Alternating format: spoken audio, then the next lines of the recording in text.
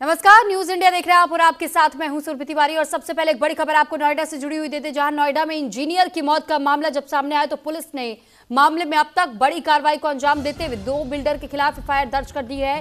निर्माणाधीन साइट पर लापरवाही बरतने का ये पूरा मामला था और साथ ही अब तक 2 के खिलाफ एफआईआर दर्ज हो चुके हैं। बिना बैरिगेटिंग और बिना सुरक्षा इंतजामों के गड्ढा खुले में छोड़ दिया गया था।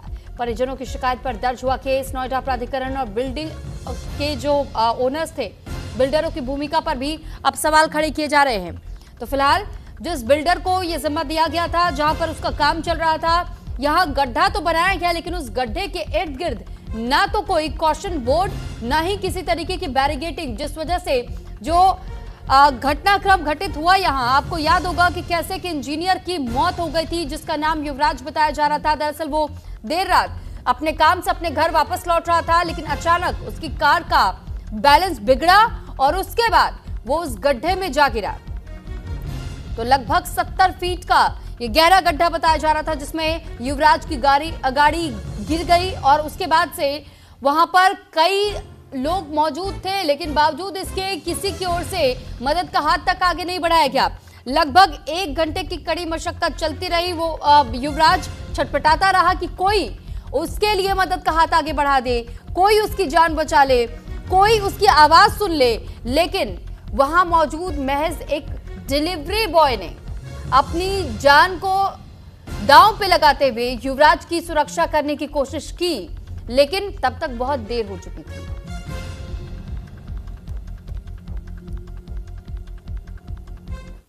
थाना नॉलेज पार्क अंतर्गत ये घटना बहुत दुखद घटना घटित हुई है। हम लोग उनके परिवार के साथ खड़े हैं।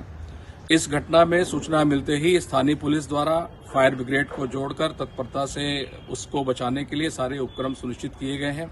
इसके लिए जो लेडर है, फायर ब्रिगेड की लेडर, फायर ब्रिगेड की क्रेन, साथ ही साथ सर्च लाइट्स और मेकशिफ्ट बोट का उपयोग करते हुए उसको बचाने का प्रयास किए गए और फाइनल रेस्क्यू एसडीआरएफ को जोड़कर सुनिश्चित किया गया है। उस समय 0 विजिबिलिटी थी।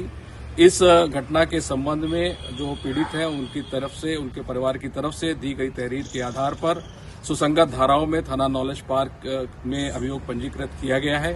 हादसे की जांच की जा रही है और जो भी इसमें दोषी पाया जाएगा उसके विरुद्ध कठोरतम कार्रवाई सुनिश्चित की जाएगी। तो वहीं इस बीच एक और बड़ी खबर आपको बता दें कि नोएडा के सड़क हादसे में इंजीनियर की मौत के मामले के तहत में हादसे के चश्मदीद मोनिंदर का बड़ा खुलासा है कि 1 घंटे तक युवराज मदद की गुहार लगाते रहे। खुद पानी में युवराज को बचाने के लिए मोनिंदर उतरे। बचाव टीमों पर गंभीर आरोप लगाए गए। प्रशासन पर फूटा मोनिंदर का गुस्सा।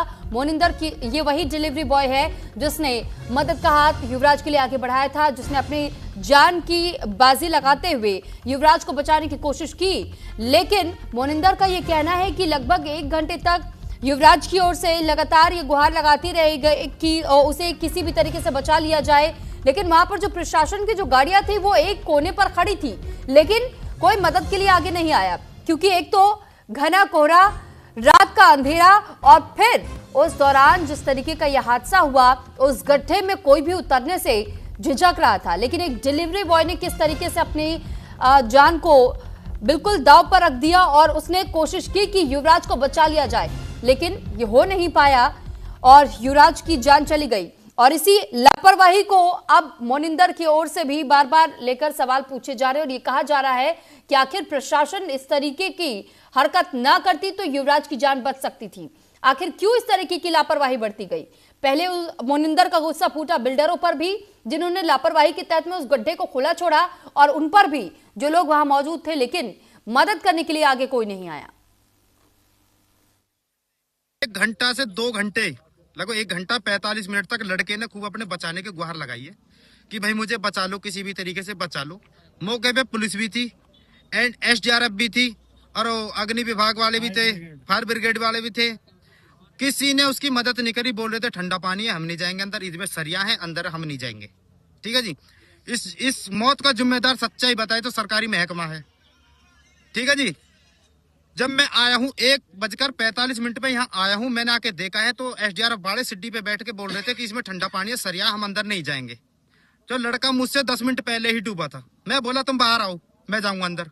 वो बाहर आए, मैंने अपने कपड़े उतारे, मैंने कमर पे अपने पर रस्सा बांधा और कम से कम 50 मीटर अंदर गया मैं, और कम से कम 30 मिनट मैंने वो लड़का ढूंढा अंदर इस पानी में। रात 1:45 बजे 30 मिनट तक मैंने वो लड़का ढूंढा, ना तो मुझे गाड़ी मिली नहीं मुझे लड़का मिला। फिर ढूंढने के बाद मैं आ गया और आपने उसके बाद 5:30 बजे मैं यहाँ से गया हूँ। 5:30 बजे तक ना ही तो लड़का निकला था ना ही गाड़ी निकली थी। उसके बाद मैं क्या कहूँ कि मैं तो अपने घर चला गया था और मुझे कुछ नहीं पता इसके बारे में। तो आपने चश्मदीद को भी सुना कि मोनिंदर साफ साफ ये बता रहे हैं कि लगभग 1 घंटे तक युवराज की ओर से मदद की गुहार लगाई जाती रही, लेकिन उसकी आवाज को किसी ने नहीं सुना। उसकी आवाज को कैसे दबाने की कोशिश की गई, क्योंकि प्रशासन के लोग जो वहां पर मौजूद थे उनकी ओर से कहा जा रहा था कि अंदर सरिया है और ठंडा पानी है, इसलिए उनमें से कोई नीचे उस गड्ढे में उतरने को तैयार ही नहीं था। एक तो रात का घना अंधेरा और उसके ऊपर उस गड्ढे के भीतर भरा पानी, जिसमें युवराज की गाड़ी गिरी थी, जिसमें युवराज खुद मौजूद था। युवराज की ओर से लगातार ये आवाज दी जा रही थी कि कोई उसकी आवाज को सुन ले, कोई उसके मदद के लिए आगे आ जाए, लेकिन वहां पर जो प्रशासन के लोग खड़े थे उनकी ओर से कहा गया कि उस गड्ढे के भीतर सरिया भी है, अंधेरा है, बहुत ज्यादा पानी है, ठंडा, देर रात हो चुकी है। ऐसे में इस ठंडे पानी के भीतर कोई उतरना नहीं चाहता है। आप सोचिए, चश्मदीद मोनिंदर की ओर से इस बात की जानकारी दी गई और ये कहा गया कि जब जो पहले व्यक्ति गया था उसने कोशिश की, लेकिन उससे भी जब मुमकिन नहीं हो पाया, मैंने कहा कि मैं चला जाता हूं और लगभग आधे घंटे तक प्रयास किया गया कि किसी भी तरीके से युवराज की आवाज सुनकर उसे वहां से निकाल लिया जाए बाहर, लेकिन ऐसा मुमकिन हो नहीं पाया।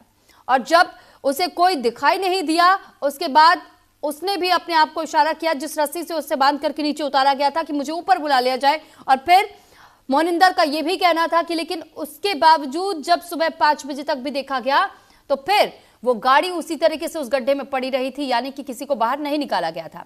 आप सोचिए प्रशासन की कितनी बड़ी लापरवाही है। प्रशासन को यह बात पता चलने के बाद भी कि उस गड्ढे में कोई गिरा हुआ है, यहां क्रेन मंगवाई जा सकती थी समय रहते ही, और फिर क्रेन के सहारे गाड़ी को खींचा जा सकता था, ढूंढा जा सकता था, लेकिन इस तरीके का जोखिम ना तो किसी ने उठाने के लिए कहीं किसी तरीके से कोई कदम आगे बढ़ाया और ना ही कोई भी कर्मचारी इस गड्ढे में उतरने को तैयार था। तो नोएडा सेक्टर 150 का ये पूरा मामला बताया जा रहा है, जहां पर बिल्डरों की लापरवाही की